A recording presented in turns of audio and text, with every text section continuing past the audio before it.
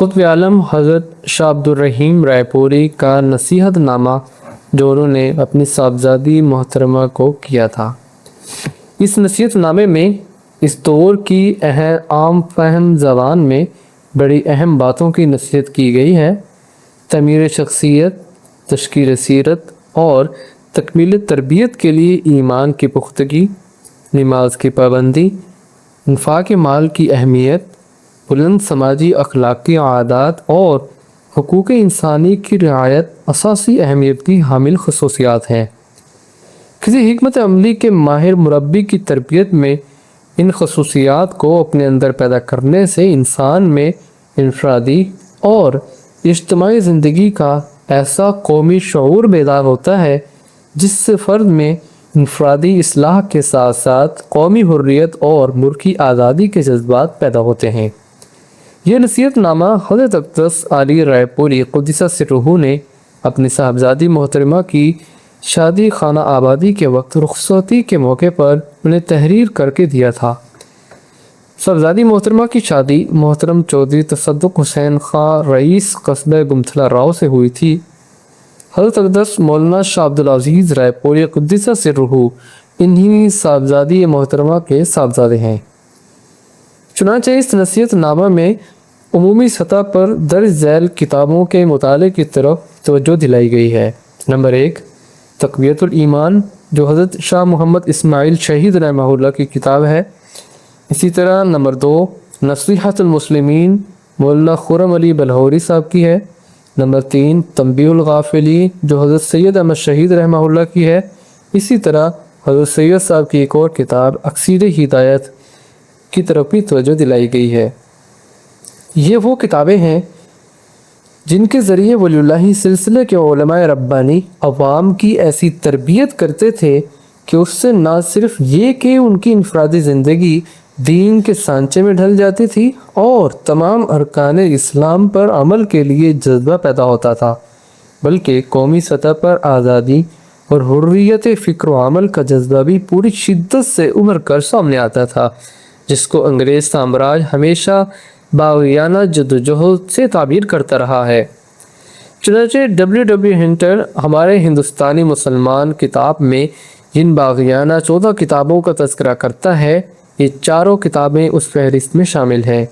ان کے بارے میں وہ لکھتا ہے کہ ان کتابوں کے محض نام سے ہی ان کے تمام و کمال باغیانہ ہونے کا پتہ چلتا ہے۔ بظاہر یہ کتابیں ارکان اسلام کی وضاحت اور تشریح پر مشتمل ہیں، لیکن انگریز سامراج کے جبر کے دور میں حریت پسند قومی رہنما ان کتابوں کو ایسی حکمت عملی سے پڑھاتے تھے جو انگریز سامراج سے آزادی فکر و عمل کی راہ دکھاتی تھی۔ اس حقیقت کا صحیح اندازہ دشمن کی نظر سے بخوبی ہو جاتا ہے۔ ان حضرات علماء ربانیین کے اس تربیتی انداز پر انہیں خراج عقیدت پیش کرنا چاہیے اور قومی حوالے سے ان حضرات کی جدوجہد اور کاوشوں سے رہنمائی حاصل کرنی چاہیے۔ آئیے اس نصیحت نامے کی طرف نظر ڈالتے ہیں۔ دونوں جہاں میں فائدہ بخش نصیحت نامہ القطب الاقطاب مرشد عالم حضرت مولانا شاہ عبدالرحیم رائے پوری رحمہ اللہ۔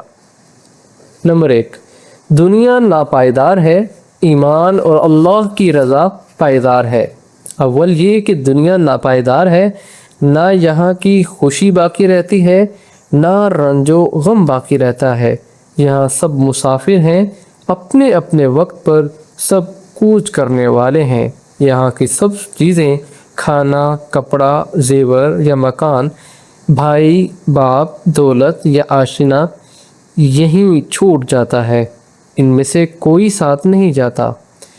قبر کے گڑھے میں جو اندھیری اور تنہائی کا گھر ہے، اکیلے کو ڈال کر چلے آتے ہیں، جسم کو کیڑے کھا لیتے ہیں، پیٹ پھوٹ کر ایسی بدبو پھیلتی ہے کہ اللہ تعالیٰ پناہ میں رکھے۔ ایمان اور اللہ کی رضامندی کام آتی ہے۔ فقط ایمان اور اللہ تعالیٰ کی رضامندی کے کام وہاں کام آتے ہیں۔ جس کا ایمان خراب ہو گیا وہ برباد اور تباہ ہو گیا، اس کا کہیں ٹھکانہ نہیں۔ سو ایمان کے حفاظت بہت ضروری ہے۔ جن چیزوں سے ایمان جاتا رہتا ہے وہ دو ہیں۔ نمبر 1، شرک، اور نمبر 2 کفر۔ شرکت و کتاب نصیحت المسلمین جو تصنیف ہے مولانا خرم علی بلہوری رحمہ اللہ کی، اور تقویت الایمان از مولانا شاہ محمد اسماعیل شہید میں اچھی طرح سے بیان ہے۔ اور کفر یہ ہے کہ اللہ تعالیٰ اور رسول مقبول صلی اللہ علیہ وسلم کے حکم کا انکار کرے یا اس میں شک کرے، سنت اور دین کی بات کو حقیر یا ذلیل جانے اور عیب لگائے، اور اگر کوئی دین کی بات پر طعن کرتا ہو اس کی ہاں میں ہاں ملائے۔ ان سب باتوں سے آدمی کافر بن جاتا ہے، اللہ تعالیٰ اور رسول اللہ صلی اللہ علیہ وسلم کا دشمن ہو جاتا ہے، اور بدعت سے ایمان خراب ہو جاتا ہے۔ اس کا بیان بھی ان دونوں کتابوں میں اچھی طرح موجود ہے۔ نمبر 2 نماز کی حفاظت کرنا۔ دوسرا یہ کہ نماز کی بہت حفاظت کرنی چاہیے، اول وقت پر ادا کرنی چاہیے، کسی کام یا شرم دنیا کی وجہ سے نماز ضائع نہ کرنا چاہیے۔ جو کوئی نماز کو جان بوجھ کر ترک کرتا ہے وہ کافر بننے کے نزدیک ہو جاتا ہے۔ نمبر 3 زکوٰۃ، قربانی اور صدقہ فطر کی ادائیگی کرنا۔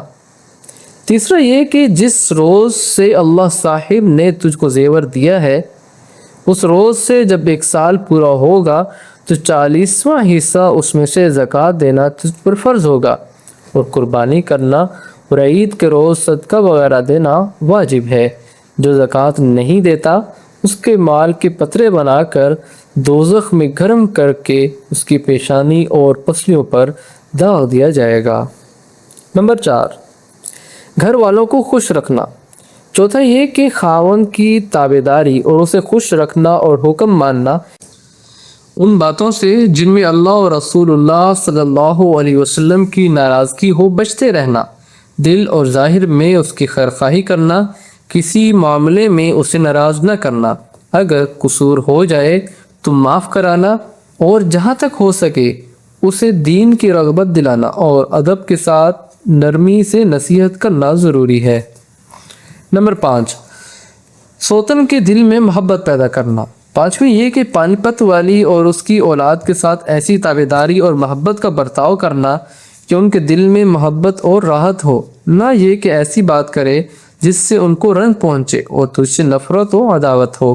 جہاں تک ہو سکے اپنے آپ کو ان کی خدمت کرنے والی اور تابعدار سمجھنا اور ان کی خیرخواہی کرنا، ہر بات میں ان کا ادب کرنا۔ نمبر 6 کنبے والوں سے محبت اور ادب کا برتاؤ کرنا۔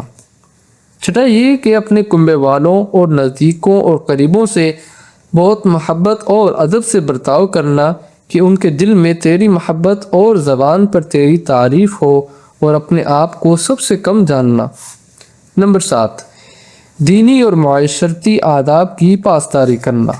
7ویں نصیحت یہ کہ ہر ایک آدمی سے نرم زبانی سے بولنا، خاکساری سے رہنا، ہر ایک کی خاطر اور تواضع کرنا، کسی کو سخت بات نہ کہنا، جو تجھ کو کوئی سخت بات کہے اس کو ویسا جواب نہ دینا، اپنے قصور کو قصور سمجھنا، دوسروں کے عیب نہ دیکھنا، کسی کی بات کسی سے نہ کہنا، کسی کو حقارت کی نظر سے نہ دیکھنا، تکبر اور غرور نہ کرنا، کیونکہ تکبر کرنے والا اللہ پاک کا دشمن ہوتا ہے، اور کتاب تنبیہ الغافلین اور اکثیر ہدایت مطالعے میں رکھنا، جو کچھ ان میں لکھا ہے اس پر عمل کرنا، قرآن شریف کی تلاوت ہمیشہ کرنا، اور جو صورتیں جس وقت پڑھنی بتلائی ہیں ان کو ہرگز نہ چھوڑنا۔